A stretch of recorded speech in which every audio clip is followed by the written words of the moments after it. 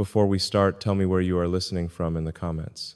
Maybe you are someone who thinks job offers from successful people are always about money, prestige, or climbing corporate ladders. Maybe you assume that when wealthy individuals offer opportunities, they want something from you that benefits them more than it benefits you. Maybe you have never considered that sometimes the most important job offers aren't about working for someone else, but about accepting a responsibility that could change not just your life, but the lives of everyone around you. This conversation is for you. I want to tell you about a job offer I'm making to anyone who has the courage to accept it, not because I need employees or because I'm trying to recruit people for my companies, but because I've realized that there's work that needs to be done that only regular people living regular lives in regular communities can accomplish. This is not about joining a corporation or moving to Silicon Valley or acquiring special skills or credentials that most people don't have. This is about something much more important and more achievable: accepting responsibility for becoming the kind of person your community needs during challenging times, and doing work that matters more than any job title or salary could ever reflect. The job I'm offering you is simple to describe but challenging to do well.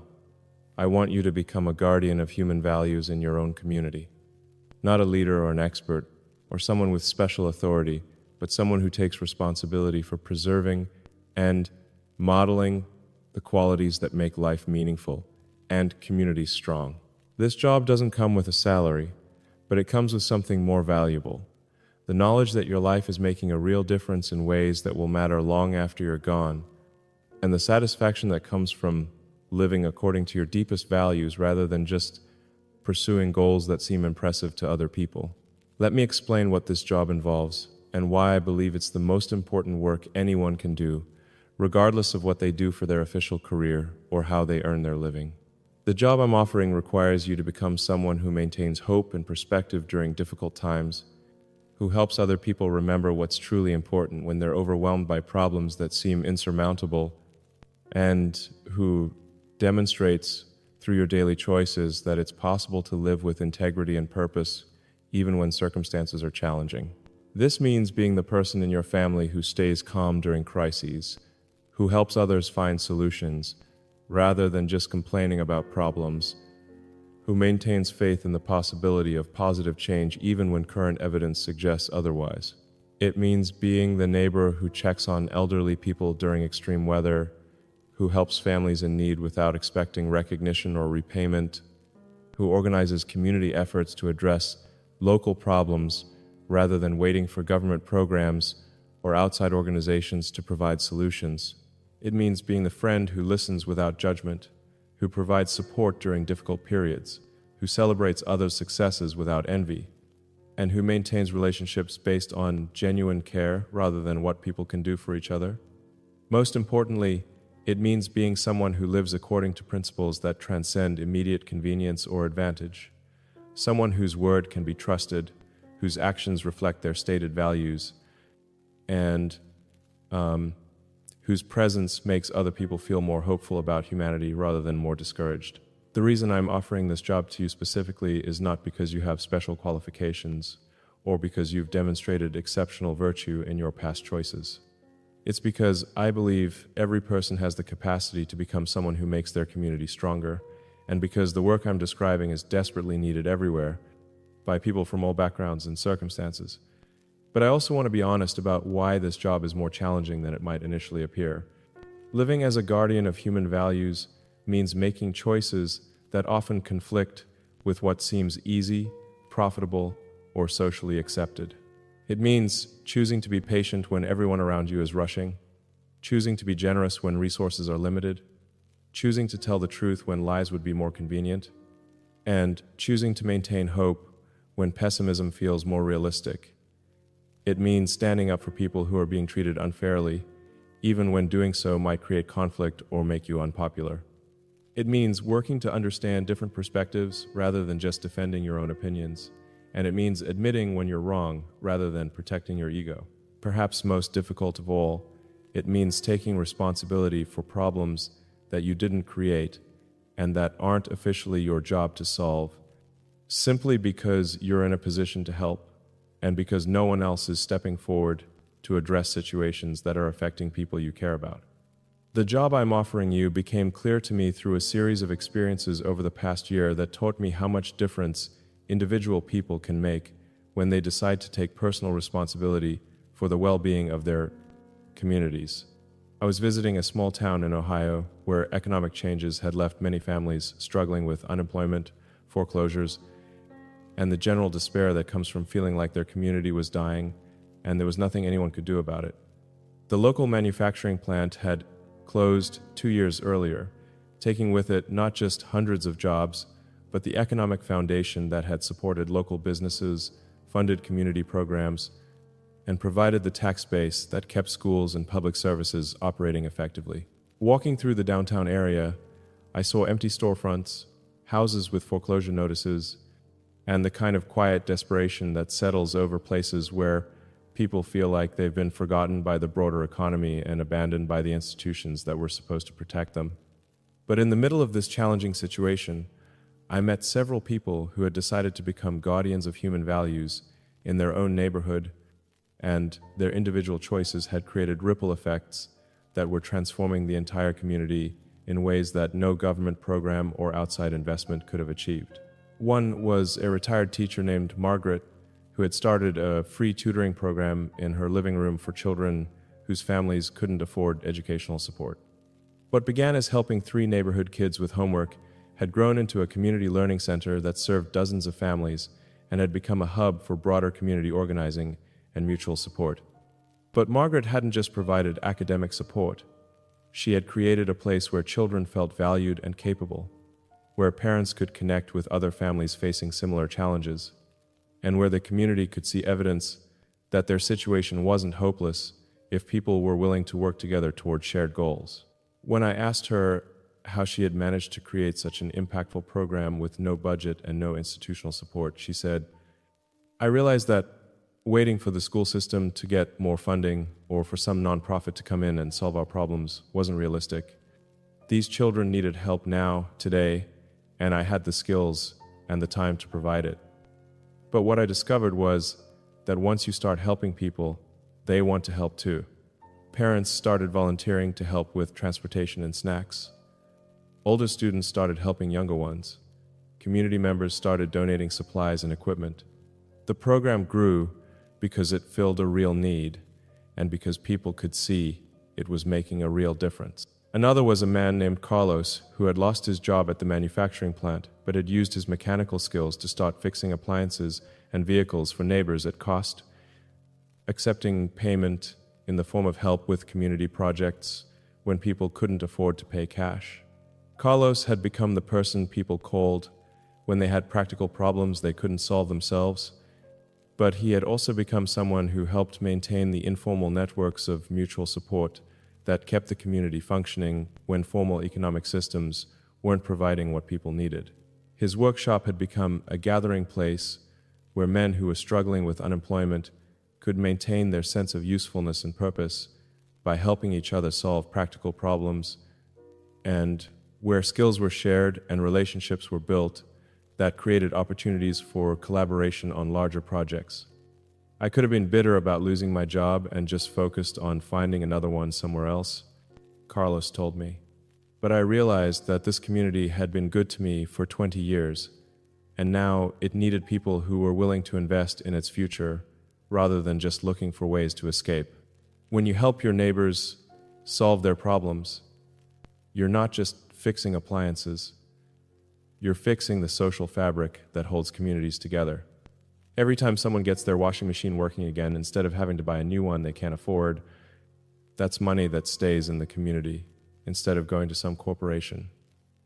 A third was a woman named Sarah who had organized a community garden on vacant lots that were making the neighborhood look abandoned and hopeless. The garden provided fresh food for families who couldn't afford adequate nutrition, but it also provided a reason for neighbors to work together toward a shared goal and to take pride in improving their surroundings. Sarah had no background in agriculture or community organizing, but she had researched urban gardening methods, negotiated with property owners to use abandoned lots, and convinced dozens of families to contribute time and effort to a project that many people initially thought was unrealistic or naive. People told me that trying to grow food in the city was a waste of time, that the soil was contaminated, that vandals would destroy everything we planted, Sarah explained. But I figured that even if the garden failed, the worst thing that would happen was that we would have spent time working together and beautifying our neighborhood. What actually happened was that the garden became a symbol of what was possible when people decided to take control of their own situation instead of just waiting for someone else to solve their problems. Kids learned where food comes from. Families saved money on groceries. Neighbors got to know each other and started collaborating on other projects. But what impressed me most about these three people was not just what they had accomplished individually, but how their separate efforts had begun to reinforce each other and create a network of mutual support that was addressing multiple community needs simultaneously. Children who attended Margaret's tutoring program also helped with the community garden, learning practical skills while also getting academic support. Parents who volunteered with the Learning Center also brought their appliances to Carlos when they needed repairs, creating economic activity that kept money circulating within the community. The garden provided fresh vegetables for community meals that brought people together to discuss other projects and challenges. And these gatherings became opportunities for organizing responses to problems like housing code enforcement, traffic safety, and voter registration. None of these people had special training, significant resources, or official authority to address the problems their community was facing. They had simply decided to take personal responsibility for making things better, rather than waiting for someone else to provide solutions. But their individual choices had created a network of mutual support and community pride that was helping dozens of families get through economic difficulties with their dignity and hope intact, while also demonstrating to the broader community that positive change was possible when people were willing to work together. When I asked Margaret why she had started the tutoring program, she said something that captured exactly what I mean by becoming a guardian of human values. I realized that complaining about the problems wasn't going to solve anything, and waiting for the government or some organization to fix everything wasn't realistic. But I could do something right now, today, that would make life better for the children in my neighborhood. And once you start doing something positive, you realize that there are other people who want to help too, but they were just waiting for someone to show them how to get started. The most important thing is taking that first step and trusting that other people will join you when they see that you're serious about making a difference. This is the essence of the job I'm offering you. Identifying something you can do right now, today, that would make life better for the people in your community. And then taking responsibility for doing it consistently, rather than waiting for ideal conditions or perfect solutions. The work doesn't require you to quit your current job or make dramatic changes to your lifestyle. It requires you to look for opportunities to help, to support, and to model the values you want to see more of in the world, using whatever resources and capabilities you currently have. Maybe you're good with children and could provide childcare support for single parents who are struggling to manage work and family responsibilities. Maybe you have practical skills that could help elderly neighbors maintain their homes and independence. Maybe you're a good listener who could provide emotional support for people going through difficult transitions. Maybe you have organizing skills that could help coordinate community responses to local problems, or communication skills that could help bridge differences between people who disagree about important issues. The specific form your work takes matters less than your commitment to doing it with consistency, generosity, and genuine care for the people you're trying to help. But let me share another example that illustrates how this work can take very different forms, depending on individual circumstances and community needs. Because I want you to understand that there are many ways to accept this job offer, regardless of your background or current situation. But I want to be clear about what accepting this job offer means for your own life, because the benefits are not just about helping others. They're about becoming the kind of person you can be proud of being, regardless of what else you accomplish or fail to accomplish. When you become a guardian of human values in your community, you stop waiting for external circumstances to improve before you can be satisfied with your life. You find meaning and purpose in your daily choices rather than just in your long-term achievements. You develop relationships based on mutual care and respect rather than just convenience or advantage. You build a reputation for reliability and integrity that makes people glad to know you and eager to work with you on projects that matter. Most importantly, you create a legacy that extends beyond your own lifetime because the values you model and the support you provide help other people become stronger, more hopeful, and more capable of contributing to their communities in positive ways.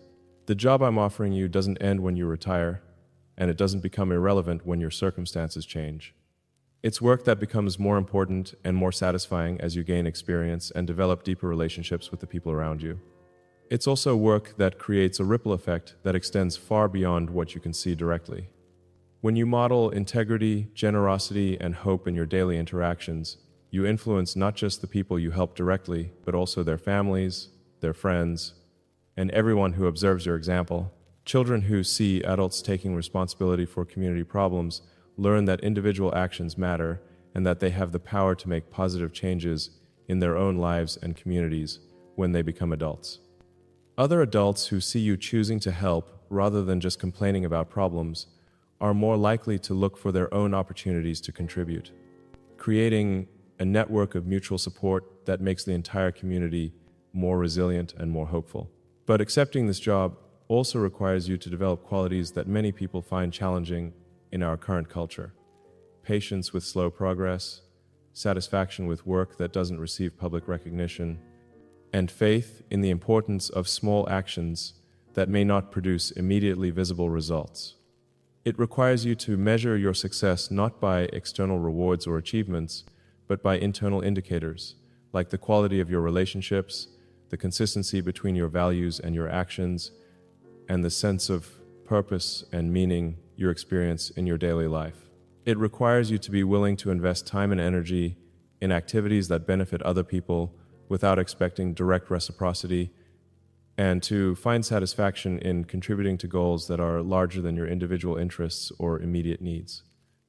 Perhaps most challenging of all, it requires you to maintain hope and continue working for positive change, even during periods when broader social and economic trends seem discouraging, or when your individual efforts seem insufficient to address the scale of problems your community faces. But these challenges are also what make this work meaningful and transformative for the people who accept it. When you learn to find purpose and satisfaction through service to others, you become less dependent on external circumstances for your emotional well-being, and more capable of maintaining perspective and hope, regardless of what's happening around you. The job offer I'm making to you is a chance to be part of something larger than yourself while also becoming the best version of yourself.